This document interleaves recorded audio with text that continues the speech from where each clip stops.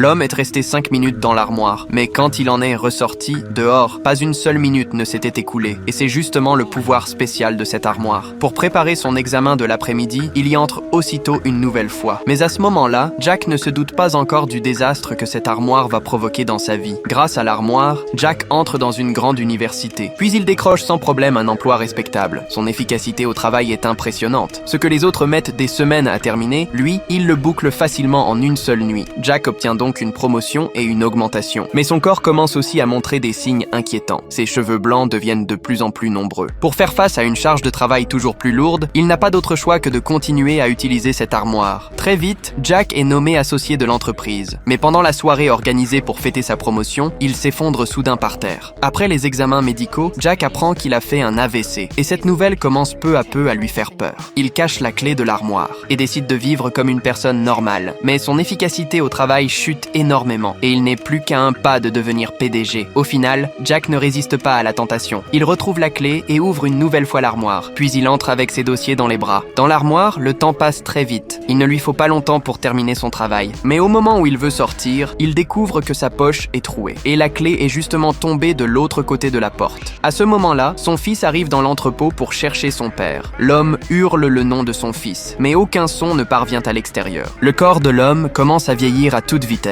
Son fils finit enfin par apercevoir la clé, mais quand il ouvre l'armoire, il ne reste plus à l'intérieur qu'un tas de cendres.